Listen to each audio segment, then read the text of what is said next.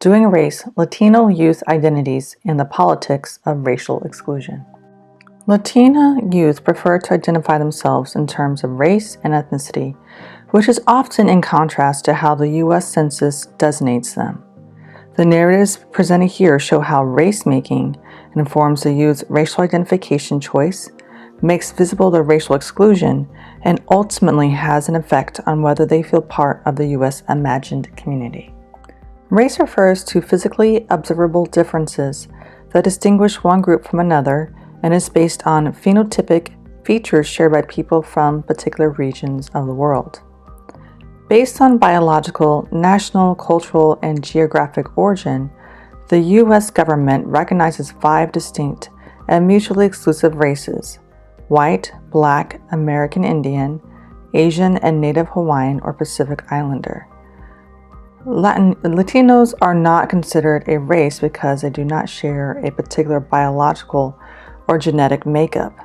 Latinos are labeled as a pan-ethnic group that encompasses people of diverse Latin American national origins. They are racially heterogeneous. What they have in common are cultural elements. Latinos have been legally defined as white, but defined as a racial minority group. Marked by an ethnicity that distinguishes them from other whites, they are deemed a race apart, or off-white. Although Latinos share common experiences that position them as a racial minority group experientially, there is no racial category to reflect this racialization. Starting in 1980, a sizable proportion of Latinos have marked some other race, or SOR, instead of a conventional racial category and wrote in their national origin or the pan-ethnic terms Hispanic or Latino. Over 97% of individuals marking SOR are Latinos. Latinos also make up a significant portion of those who mark more than one race or leave the race question unanswered. That Latinos write in national origin or the pan-ethnic terms Hispanic or Latino suggests that they may think of these as racial categories, thus calling for the need to rethink racial categorization. Race-making is the practice of race crafted through everyday interactions. Race-making is the process that denotes how the color line is redrawn in daily life. A number of contradictions stand out in the Latinx youth's discourses on race, particularly how race is constructed in the United States and how it is accomplished in their interactions with others. When mistaken for another ethno-racial group or when they were seeking to distinguish themselves from other groups, they would deploy biological or ethnic markers to explain why they were mistaken. Thus, identifying as Latinx was at times a response to being misidentified as being from another national origin or a racial group due to physical attributes such as their hair, eyes, and skin tone. Ancestry and culture were also discussed in their racial narratives.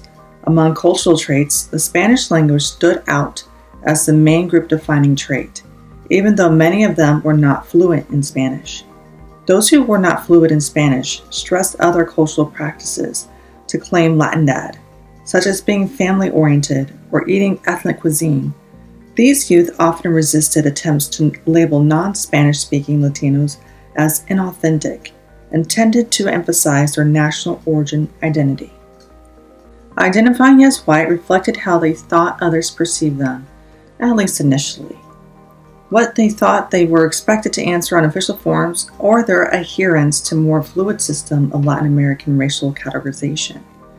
Youth demonstrated their awareness that they were not really white, at least in terms of what white means culturally and politically in the United States.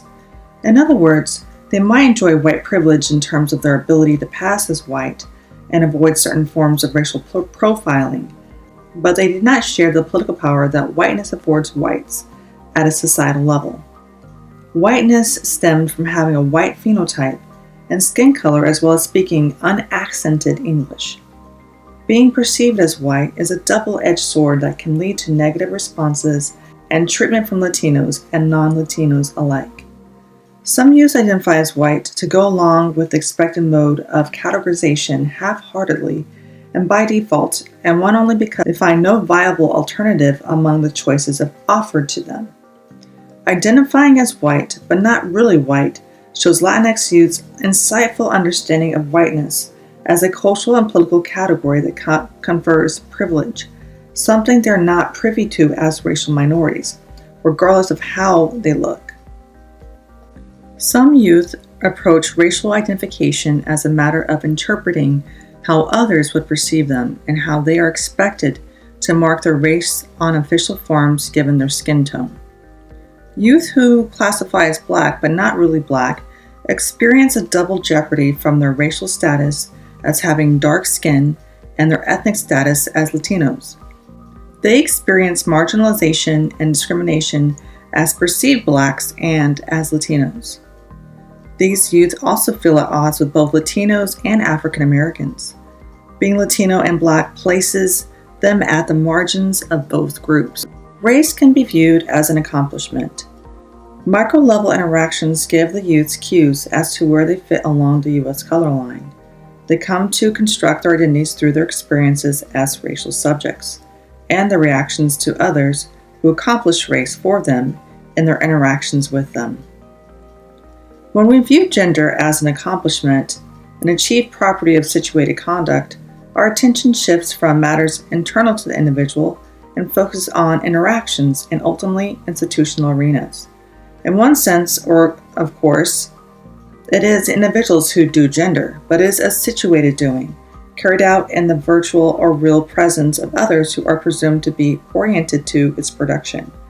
Rather than as property of individuals, we conceive of gender as an emergent feature of social institutions, both as an outcome of and rational for various social arrangements as a means of legitimizing one of the most fundamental visions of society. The same can be said for constructing of racial identity. We learn our identity through interactions with others. For Latinx youth, a process of racial socialization unfolds, particularly for those in the 1.5 generation who come to this country as children and learn quickly about the U.S. racial order. Race is accomplished in light of how others react and treat Latinx youth. When others ask where you are from, this is perceived as a mechanism of racialization by which Latinx youth are constructed as other, and more specifically as outsider. The implications of being othered are that the other is not seen as part of the whole. This has implications for the sense of belonging and inclusion that Latinx youth are able to achieve as members of U.S. society. Race is accomplished when individuals ascribe Latinos with a racialized identity that socially darkens them and positions them as outsiders of the nation and based on culture features such as language and culture. Race is also accomplished when, in turn, Latinx youth internalize and appropriate these racialized identities and the resulting feelings of belonging to the nation-state in which they live. Latin youth are forced into a process of racialization to negotiate racial boundaries or to do race in a society that devalues their identities and imposes racial identities that they may not embrace. Youth respond to the racialization of their ethnicity, a process or accomplishment, in ways stereotypes of particular groups that are rooted in the ancestral country or countries, culture, legal status, and in particular, the history of U.S. intervention in Latin America in the form of colonization and economic imperialism, create the structure in which Latinos face a shared experience of racialization in the United States. Racist is as much an outcome, an accomplishment in itself as the predictor of other social outcomes. More so, it is an accomplishment susceptible to change depending on the context in which race is being done.